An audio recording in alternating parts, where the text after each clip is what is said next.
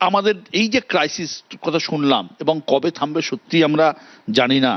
তো মধ্যবিত্তের জীবনের সব থেকে দুটো খরচের জায়গা হলো খাবার আর পরিবহন।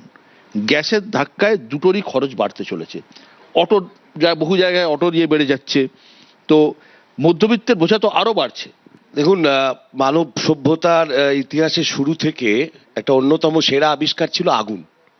সেই আগুনকে প্রথমে সে আবিষ্কার করেছে, ব্যবহার করেছে, নিয়ন্ত্রণ করেছে। এটা করতে করতে যেমন বললেন যে স্পর্ধা এমন জায়গায় পৌঁছেছে, সেই আগুনকে নিয়ে গিয়ে ধর্মের আগুনে ঠেলে দিয়েছে। বারবার পেটের আগুন, চুলার আগুন, সেগুলোকে ভুলে গিয়ে তারা ধর্মের আগুনে নিয়ে গেছে। অযোধ্যা, কাশী, বেনারস, মথুরা করতে করতে করতে করতে এই আগুনটা গোটা দেশে এইভাবে ছড়িয়েছে। কার ফ্রিজে কি আছে, কি খাবো, এই দিকে নিয়ে গেছে। হেট্রেড, ঘৃণার রাজনীতি, ঘৃণার আগুন। কিছুতেই আর খেয়াল নেই হেসেলের আগুনটা কি হবে। তা না হলে আপনি একটা ছোট্ট উদাহরণ নিন। 1955 সালের এসেনশিয়াল কমোডিটি অ্যাক্ট ছিল। তাতে বলা ছিল হোর্ডিং এর ক্ষেত্রে একটা নিষেধাজ্ঞা ছিল, সেটাকে 2020 সালে তুলে নিল। চাল ডাল, আপনি আজকে গ্যাস নিয়ে আলোচনা করছেন, আমরা শঙ্কিত হচ্ছি চাল ডাল সহ অন্যান্য সব কটা জিনিসের ক্ষেত্রে এই এসেনশিয়াল কমোডিটি অ্যাক্ট বিজেপি তুলে নিয়েছে। ফলে আগামী দিনে এই আশঙ্কা থেকে যাচ্ছে। কিন্তু বিপদ হচ্ছে এই যে সনাতনী আগুন এরা বার করেছিল, সেই সনাতনী আগুনের দিকেই গোটা দেশকে ঠেলে না দেয়। কাঠ, কাষ্ঠ, তরু, ওইসব ধীরে ধীরে ওই দিকে নিয়ে যাওয়ার চেষ্টা, যে আপনি এবার আগুন জ্বালান, ওইটা দিয়ে আগুন জ্বালান। এরা যেদিকে নিয়ে যাচ্ছে, আমি বলছি বিশ্বগুরু সারা পৃথিবীর 3 নম্বর অর্থনীতি হতে যাচ্ছেন, আনন্দের কথা, কিন্তু আমাদের দেশের স্বয়ং সম্পূর্ণ নয়। আপনি উজালা গ্যাস দিয়ে দিয়েছেন ঘরে ঘরে ভোটের জন্য, ভোট পেতে হবে, উজালা গ্যাস নিয়ে যাও, মাতা ও বহনों का आंख से पानी गिर रहा है, উজালা গ্যাসের যোগান কোথায়? গ্যাসের যোগান নেই। আর ওদিকে আপনি সবাইকে বলে যাচ্ছেন যে আমি আপনাকে দেবো। আমার দ্বিতীয় কথা, জাস্ট আমি শেষ করছি, আমার দ্বিতীয় কথা হচ্ছে যে দেখুন, এই এলপিজি গ্যাস বা এইগুলো আসল কথা নয়। একটা ক্যারেক্টার ধরা পড়ছে, এই লাইন বাবা যতদিন এসছেন 2014 সাল থেকে পাবলিককে কিন্তু লাইনে দাঁড় করাচ্ছেন। নোটবন্দিতে লাইনে দাঁড় করিয়েছেন, ঘরবন্দিতে লাইনে দাঁড় করিয়েছেন, করোনায় ভোট বন্দিতে লাইনে দাঁড় করিয়েছেন, এই এখন আবার গ্যাস বন্দিতে লাইনে দাঁড় করিয়েছেন।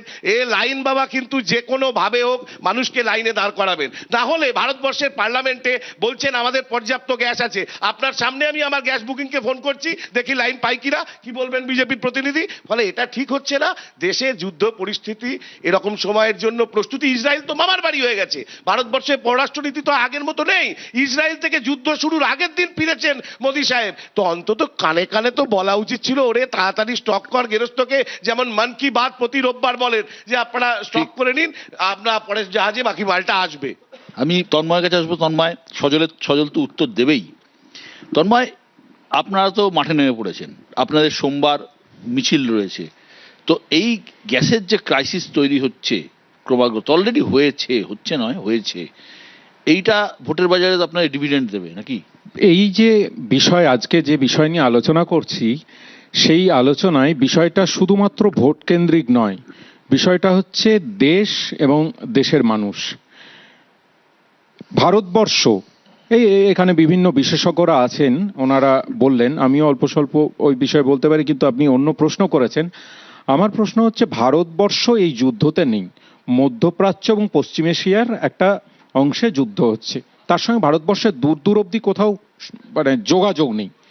সেই জায়গায় দাঁড়িয়ে ভারতবর্ষের মানুষকে যে সাফার করতে হচ্ছে, তারা যে প্রত্যেক দিন কালকে আমার বাড়িতে রান্না হবে কিনা এইটা ভাবতে হচ্ছে। শুধুমাত্র আমার বাড়ির রান্না না, হোটেল ইন্ডাস্ট্রি, সেখানে কত লক্ষ লক্ষ লোক কাজ করেন, কত ছেলেরা কাজ করেন যারা গিগ ওয়ার্কার্স। জোম্যাটো, এখন কিছু হলেই সুইগি, জোম্যাটো, সেখানে কয়েক লক্ষ মানুষ আছেন। সমস্ত লোকের কাজ রাতারাতি বন্ধ হয়ে যাবে, বেকার হয়ে যাবে। ভয়ঙ্কর এরকম একটা পরিস্থিতি তৈরি হলো কেন? পরিস্থিতি তৈরি হলো এই জন্যে, পররাষ্ট্র নীতি যেটা একটা দেশের, সেই নীতিটাকে যখন আপনি আভ্যন্তরীণ রাজনৈতিক ভোটের নামিয়ে আনেন, তখন এরকম অবস্থা হয় এরকম একটা দেশের। আর জাস্ট 2 লাইন দিয়ে শেষ করব। সেটা হচ্ছে আমাদের মাননীয় প্রধানমন্ত্রী, যেটা চন্দনদা বলছিলেন আগের দিন গেলেন, তাহলে তার জানা উচিত ছিল যে পরের দিন যুদ্ধ হবে। যদি সম্পর্ক, এই যে দ্বিপাক্ষিক কূটনীতি বা ট্র্যাক টু ডিপ্লোমেসি, এটা তো খুব গুরুত্বপূর্ণ জিনিস। জানা উচিত ছিল যে যুদ্ধ হতে চলেছে, যদি যুদ্ধ হয় তাহলে রাশিয়া ভারতকে আগে থেকে কনফিডেন্সে নিইনি কেন? ভারতবর্ষ স্বাধীনতার পর থেকে প্রথম এরকম একটা অবস্থায় পড়লো যে সে অবস্থান নিতে পারছে না কোন দিকে যাবে। সুতরাং এই পররাষ্ট্রনীতিটাকে সার্কাস বানিয়ে ফেলেছেন এবং তার ফল ভোগ করছে সাধারণ মানুষ। আর আমাদের লড়াই দেখুন, উনি কিন্তু ব্যবস্থা নেননি। এত কিছু হওয়ার পরেও সংসদ চলছে, মাননীয় প্রধানমন্ত্রী এসে বক্তব্য দিতে পারেননি একবার যে আমি দেশের মানুষকে অ্যাড্রেস করছি। কিন্তু সেই জায়গায় দাঁড়িয়ে মমতা বন্দ্যোপাধ্যায় প্রথম দিন 48 ঘন্টার মধ্যে সকলের সঙ্গে মিটিং করেছেন। এটা পার্থক্য। সজল, মানে বাম তৃণমূল সবার অভিযোগ কিন্তু বিজেপির দিকে, আপনাদের দিকে পরিকল্পনার অভাব। এত বড় একটা যুদ্ধ যে লাগতে পারে, পরিকল্পনার অভাব। আমার মনে হয় আমি ভুল ঠিকানায় চলে এসেছি আজকে। মানে আমি বুঝে উঠতে পারছি না আজকের সাবজেক্ট কি। এদিকে গ্যাস, পেছনে মমতা ব্যানার্জি, অটোরিকশা, তারপর ইরাক, ইরান, কিছুই বুঝে উঠতে পারছি না যে চাইছেনটা কি, যে কোথায় কোথায় ঘুরছে। একটু আগে মধ্যপ্রাচ্যে ঘুরে বেড়াচ্ছিলেন ওনারা যারা আছেন, আমি রেসপেক্ট দিয়ে বলছি তারা সত্যিই বিশেষজ্ঞ, আর ওদের সামনে আমি বিশেষভাবে অজ্ঞ। কিন্তু একটা জিনিস বুঝেছি যে ইরান জিতছে, হ্যাঁ, আমেরিকা হারছে, আর দুদিন বাদে সুইগি জোম্যাটো উঠে যাচ্ছে, হ্যাঁ, কেউ খেতে পাবে না। হ্যাঁ, ওরাও কি বললো, চন্দনের বেশিরভাগ ভাষাটা চাইনিজ ল্যাঙ্গুয়েজে ছিল, আমার পক্ষে বোধগম্য হয়নি।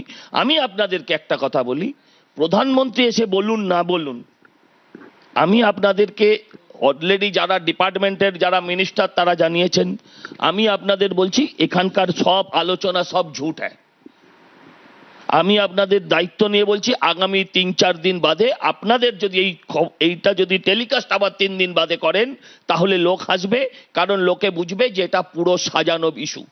এটাকে রাজনৈতিক ইস্যু করে তোলার জন্য যেভাবে এসআইআর কে নিয়ে সাধারণ মানুষকে ভুগিয়ে, সাধারণ মানুষকে কষ্ট দিয়ে রাজ্য সরকার যেভাবে নিজে চিৎকার করেছেন, ঠিক যেভাবে 26,000-এর চাকরি খাওয়ার পরে নিজে তাদের ইন্ডোর স্টেডিয়ামে ডেকে বলেছিলেন আমার প্রাণ থাকতে কারোর চাকরি যাবে না, আজ প্রাণও আছে, চাকরিটাও গেছে, ঠিক সেরকম ভাবে মানুষকে বোকা বানানোর পরিকল্পনা হচ্ছে, মানুষকে আতঙ্কিত করার পরিকল্পনা হচ্ছে।